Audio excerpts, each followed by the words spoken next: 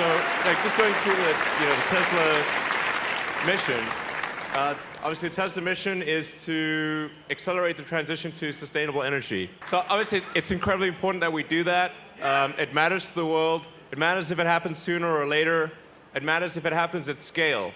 And that's what the Gigafactory is about. It's about being able to make enough electric cars, enough stationary battery packs that it actually moves the needle from a global carbon production perspective. So that it actually does really change the world. So that's why it has to be big, because the world is big. Okay, that's why. So the crazy thing is, like, what you're seeing here is actually only 14%. It's 1/7 of what the completed factory will be. But we've been able to increase the output of the factory compared to the original design by a factor of 3. So ultimately, we think that the factory will produce about 150 gigawatts, and we'll talk about that. Yeah. So, all right. So, starting with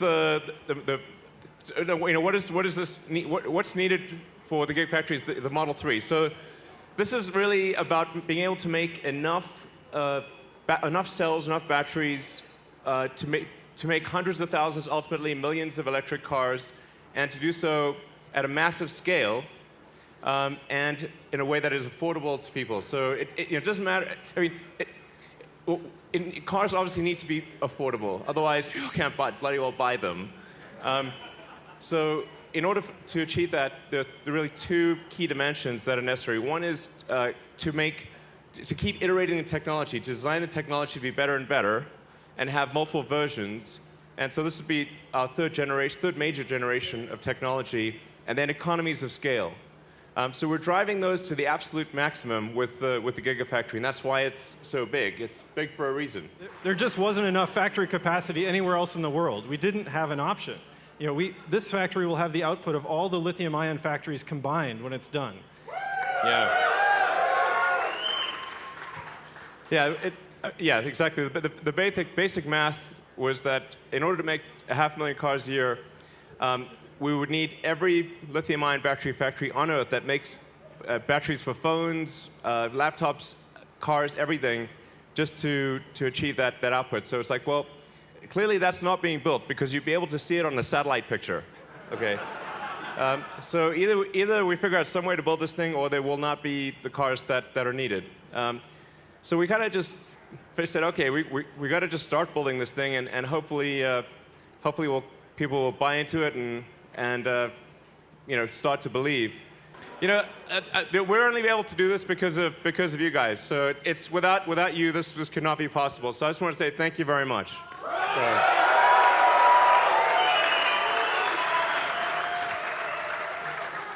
In order to achieve this, we really had to design the factory as a machine. So a lot of the way that people look at factories is kind of, it's often thought of as kind of like a boring thing, like making photocopies or something. It's just like boring, it's like catalog engineering. But this is totally the wrong way to look at it. You really need to look at a factory like it's a product, like it's a giant machine that builds the machine. And it deserves actually more innovation and more engineering skill than the product itself. And that's what we've done with the Gigafactory. Yeah, we have some of our best engineering teams working on actually laying out the factory and looking at how to fit more density and more equipment into the same footprint. And this is really key to how we've been able to reduce the cost of the cells and the batteries that come out of here so much. That intense engineering effort is what drives this improvement. It's not just, as Elon said, it's not a copying machine. It's not just replicating things that have been done before. We're reinventing that battery manufacturing process from end to end. Yeah, in fact, I can't emphasize enough how important this conceptual framework is. Because really, almost everywhere, they just think of the factory as a bunch of machines, like basic machines that are stuck together to produce copies. And it's mostly pulled from catalogs. You'll get this machine from that person, that company, this machine from another company. But if you applied that same principle to product design, it wouldn't make any sense. Like if we try to make the Model S out of parts from a bunch of different cars, it would be ridiculous. It would be like, a bumper from a Honda, a steering wheel from this, a motor from something else. It would look like a right, exactly. It wouldn't make any sense to actually make a car from bits and pieces of other cars. You really need to design the car as an integrated product from the ground up. And that's the same approach we've taken to the Gigafactory, and it's really quite unusual for that to be the case. So, yeah, and then in terms of analyzing how the factory should work, I'm a big fan of using physics as an analytical framework for physics. Yeah. Physics is true. Everything else is debatable, and even physics is questionable. So designing the factory from physics first principles means really optimizing the density of the factory. So you can think of like the fundamental efficiency of the factory is the density of useful stuff. Like what percentage of the volume of the factory is actually useful stuff versus not useful stuff. And then the output of the factory is the exit velocity of products from the factory.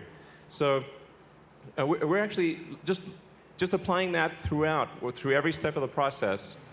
We're actually fairly confident that there's at least maybe a 5 to 10-fold, at least 5, I think, and maybe 10 or more fold potential improvement in production capability. And this image you guys can see, maybe some of you can see on the screen, is actual CAD of the factory. Just like a great machine, the entire factory is in CAD. Every pipe, every electrical conduit, every piece of ductwork, and every piece of equipment building the cells. So we've modeled all that to fit it in, with the minimum wasted space. Everything is basically almost touching each other on every floor. So that was necessary to build this amazing machine. And many factories aren't done this way. They're just, you build a shell and then you sort of randomly put equipment in there. But this was very different.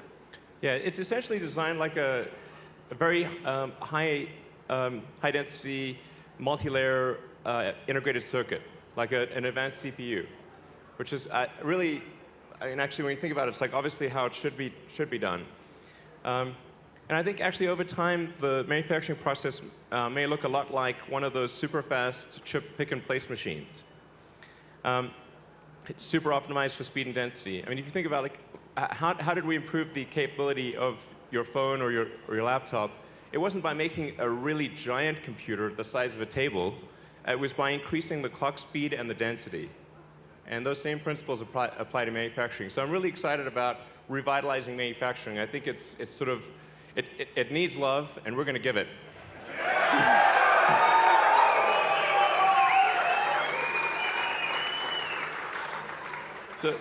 Yeah, go ahead. And we're also expanding the scope of what people typically thought of as a battery factory. We're going all the way from the basic raw materials that go into making up a cell, all the way through to the finished battery packs under one roof in this single factory. Historically, it's gone between a lot of different factories. Yes, it's a three-step process, which we've outlined for you. All of our secrets are right here. Raw material, bunch of stuff happens, out comes a car.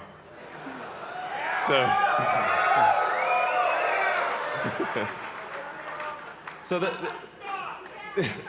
vertical integration it's pretty important because one way to think of manufacturing efficiency is how long a journey did that molecule take from when it was mined. So if it was mined in one part of the world, then went halfway across the world to get processed, then back halfway across the world to get processed another way, and eventually does several trips around the world before it finally ends up in a finished product, that's obviously just that's fundamentally going to be expensive. It's like you just can't send things on round the world trips and expect it to be cheap. Or affordable. It's just not gonna happen. So it makes sense ultimately for rail cars of raw materials to come in one side, and then for finished vehicles to exit the other side. So today it's sort of split up. We've got the vehicle factory in Fremont, California. We've got the battery factory here in Nevada. But I think for Gigafactory 2 and beyond, I think we're just going to integrate that into one big facility. Yeah.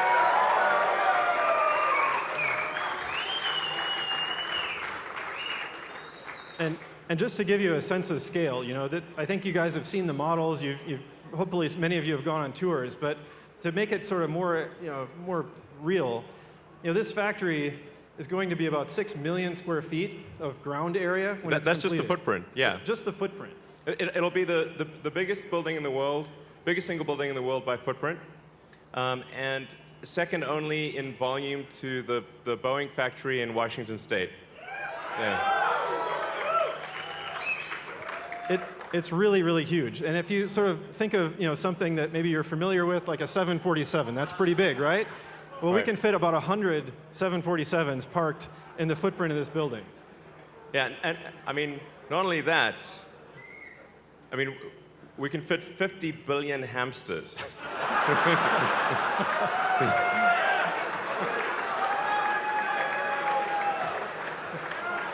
So, but in terms of vehicles, we actually expect to get to 50 gigawatt hours a year of output in 2 years.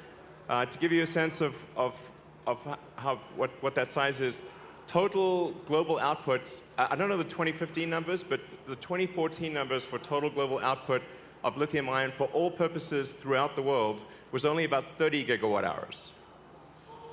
Okay, so this is more than the entire planet produced in 2014. Maybe it was obviously more last year, but still, figure roughly this one factory will produce as much as the rest of the world combined. Yes!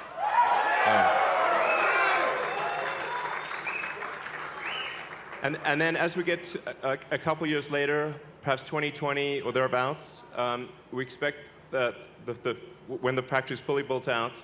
And like I said, you're actually standing, where you are right now is the middle of the factory. You're standing in the middle of where the factory will be when it's complete. So we should have another party, I think.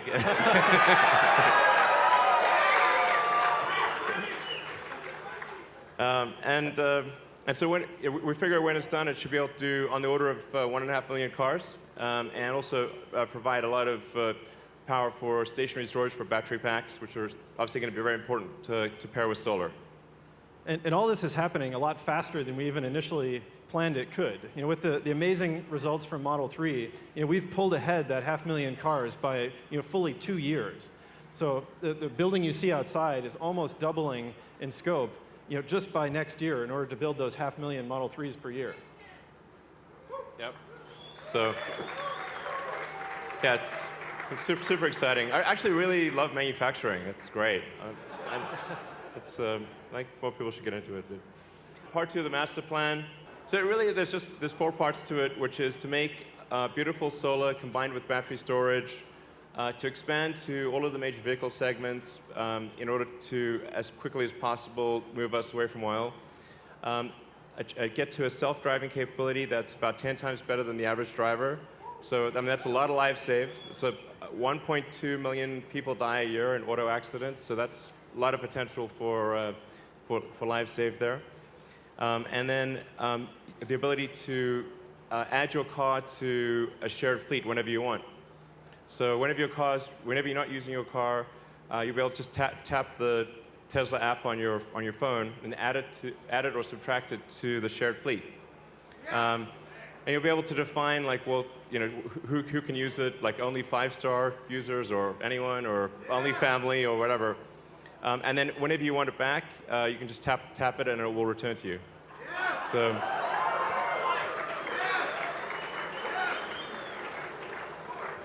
So most of the time when you look at cars, they're sitting in a parking lot somewhere, and they're not being used. And this has the potential to massively amplify the utility of vehicles and offset the cost of ownership. And it'll be totally up to you when you want to do it or not do it. It's all yours. It will find Pokemon for you. Absolutely. Of course.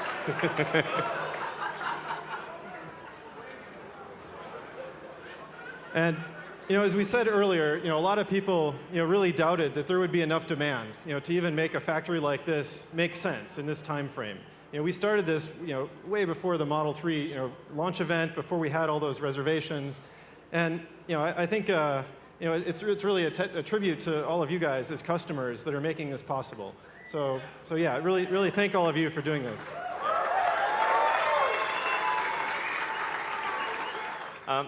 So, I mean, that's basically the overview of the Gigafactory and what we're up to. There's a lot of stuff to do already on our plate, but I think we better wrap it up with that. So Thank you guys very much. This is awesome. Thank you very much. We really appreciate it. All right.